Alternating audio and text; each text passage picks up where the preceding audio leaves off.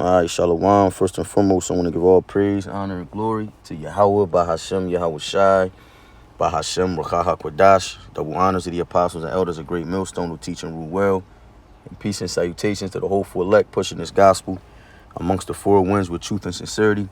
To you I say Shalom. All right, it's your brother Paratham. Quick lesson, just going to touch on brotherhood. You can never really talk too much about the brotherhood, man. Saying that your first two laws, to love the Lord, right? And to love thy neighbor as thyself, man. It's easy because just being in this flesh, man. We being in this flesh and under these curses, we tend to, we tend to develop these selfish ways. Not saying that we are selfish as individuals, but certain situations we're put in. When it comes down, you have to be selfish, man. You have to be selfish. You got to make sure you good before you can even think about helping somebody else. In fact, before I get that, Hebrews, I'm going to just grab this real quick. It's Hebrews 13. Simple. Just let brotherly love continue. Be not forgetful to entertain strangers, for thereby some have entertained angels unaware. All right, we always got to be mindful of what energy and what vibration we put out when we speaking, man. Because I'm pretty sure, brothers, when we on the line, we entertain angels, man. We entertain demons too, right? This is just a scripture to remind us it's really, it's Yahweh, Yahweh Shai, and it's this brotherhood, man. We're putting on as the elect. This is for the elect's sake. Just doing this work, waking up our people, because we know that is going to usher in the kingdom. The kingdom is it's a people before it's a place. But we have to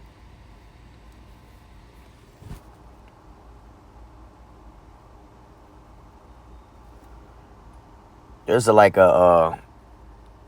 identity crisis here, man.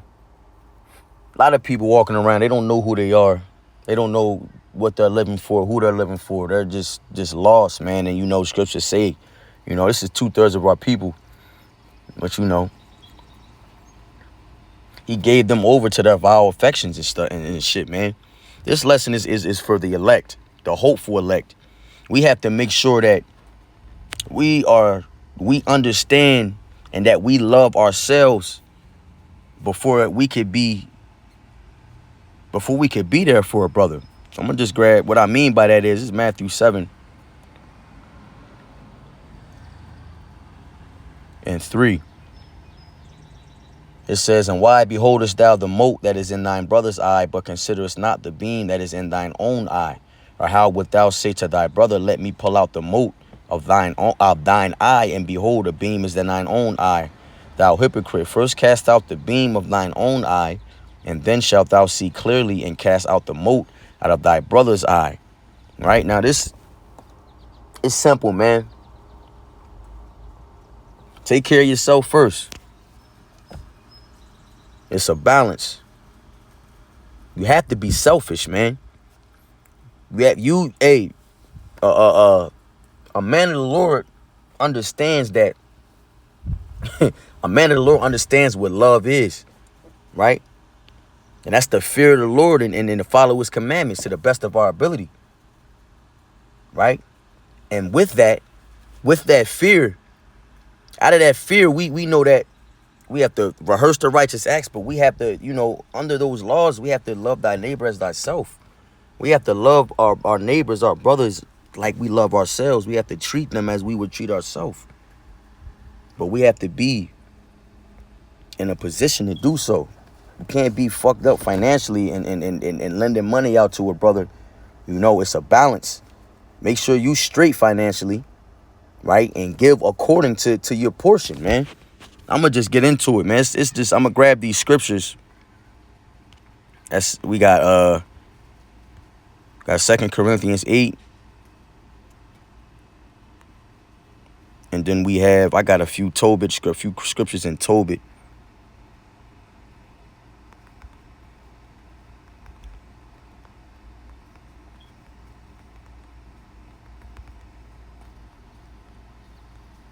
I believe it was Tobit 4 and 8. It was.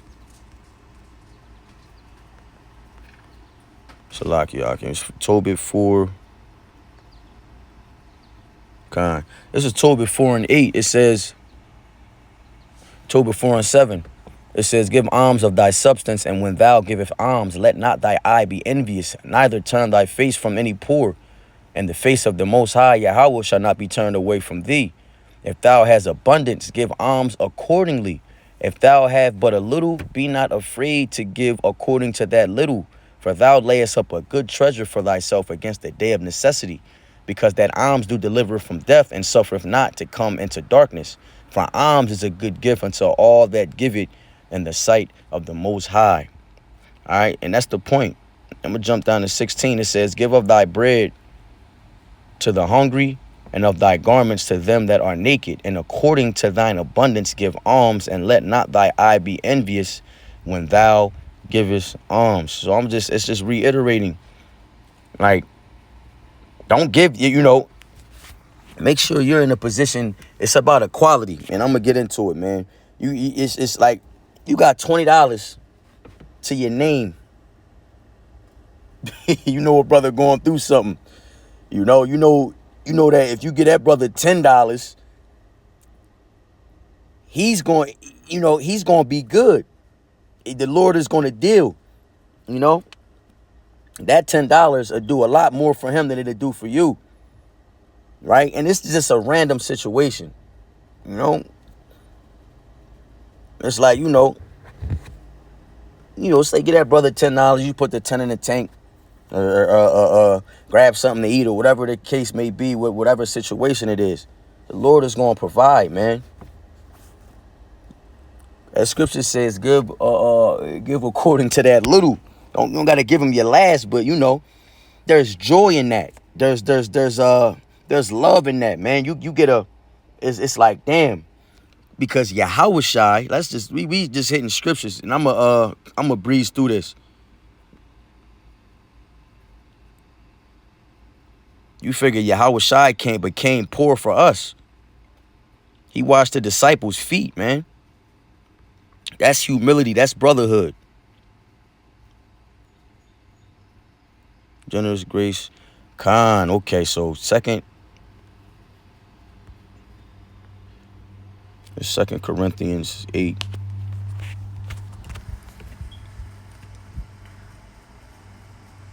And it's like, brothers, man, we all be going through shit, man. We battling our vices, we battling demons, and we're in and it's furnace of adversity. So it's like, with that being said, we got to keep in mind that this brotherly love has to continue. We can't shut brothers out because we feeling some type of way, or whatever we going through got us feeling some type of way, and we might feel a little closed off, and it happens. It happens to me. I do this shit. I've done the things, and I've repented for it, because it's like, you could be blocking brothers' blessings, man. If you're in need and you're doing everything in your power, and your hands is just tied, you send a prayer up and you ask the brothers, man, and brothers is going to look out. Alms delivered from death. If brothers have it, brothers are obligated to look out according to that portion. And they're going to be fighting for the first one. They should be fighting for the first one to look out, because it's alms delivered from death. It's the brotherly thing to do. And it's not about you. It's about the brotherhood, man. It's about the elect. It's about the body. We have to be at our best to become the most valuable asset of the body. Lord willing, we endure unto the end. Like, it really starts with us. Giving yourself alms, taking care of yourself. Whether that's grooming and, whatever that is, fasting, whatever that is, man. But when we in that right spirit, and we understand who we are, and we love who we are, we're a better asset to the flock, right?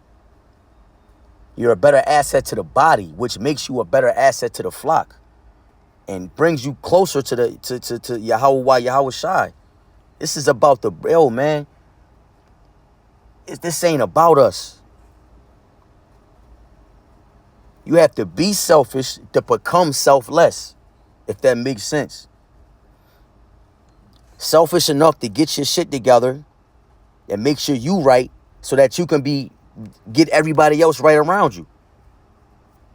You have to be selfish to become selfless, if that makes sense. Kind of just came up with that on the whim, man.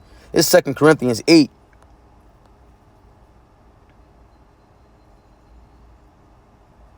Ooh, 2 Corinthians 8 and 11 in the NLT. And I start at 10. 2 Corinthians 8 and 10 in the New Living Translation. It says, here's my advice. See, Yahweh Shai speaking. No, it's not. Salakia. I can't tell if this is the red letter or not. It says, here's my advice. It would be good for you to finish what you started a year ago. Last year, you were the first who wanted to give, and you were the first to be doing it. Now, you should finish what you started. Let the eagerness you showed in the beginning be matched now by your giving. Give in proportion to what you have. Whatsoever you give is acceptable if you give it eagerly. And what does that mean? Giving eagerly, not being hesitant, not having to think like, damn, can I afford this? Damn, not thinking about how it's going to affect you first, opposed to how it's going to help that brother. That's thinking eagerly. That's being selfless. But you have to understand who you are before you can make these decisions and before you even get to this level. And this is not a high level, man. Most brothers come in the truth, 9 times out of 10, they love themselves. They know who they are. You know? It says, continuing in 12. Just 12 again. Whatever you give it says, whatever you give is acceptable if you give it eagerly. And give according to what you have, not what you don't have.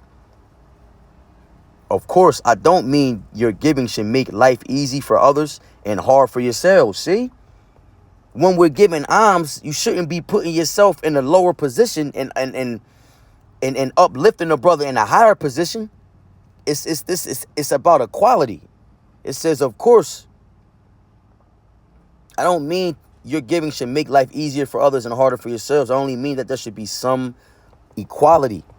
It says right now you have plenty and you can help others who are in need. Later they will have plenty and can share with you when you need it.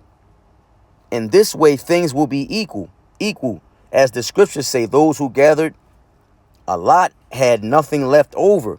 And those who gathered only a little had enough. But thank Yahweh. He has given Titus the same enthusiasm for you that I have. And that's the point. And then this scripture reminds me of that last verse. It says, those who gathered a lot had nothing left over, and those who gathered only a little had enough. Get something real quick.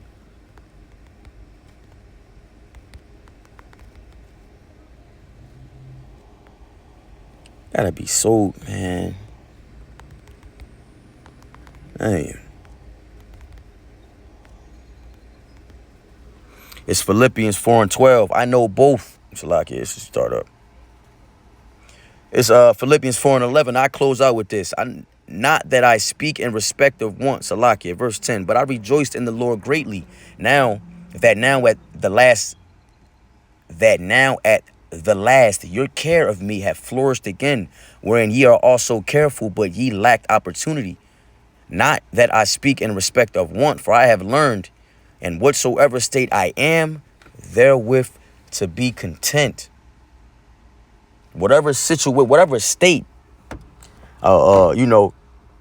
financially insecure or financially secure, we have to be content because the Lord can take this shit. This shit's nothing. We're given things and taken and things are taken from us that merely test our character. We're in this furnace of adversity. How are you gonna move in a situation where you have everything handed to you, everything's cool, from coming from a situation where you had nothing, or vice versa? How are you moving when you in a less secure financial situation, right? How are you moving in that situation? The Lord's watching. We have to be good stewards over our money, man, over our finances. Speaking of myself, first and foremost, man, I wasn't a good steward over my paper, man. It's that simple. I may have thought, hey, the heart is deceitful above all things. Who can know it? We all think we know what we doing is the best decision for us when we got money or when we in these positions. But really, we don't know shit. Really, we don't know that the Lord's testing us off every decision we make. And we don't know that, that the result of that, we don't know when that judgment's going to come. At the same time, it's a small thing for the Lord to make a poor man rich. It's all about perspective, man. You know. But I was talking to a brother before it inspired me to do this lesson, man. It don't matter what we going through, bro. Check on the brothers, make sure they good, because they could be going through something worse. And despite what you going through, you may still be in a position to help that brother. Not just arms, the brother might need a counsel. The brother might need a ride. In that ride, brothers might just open up and talk.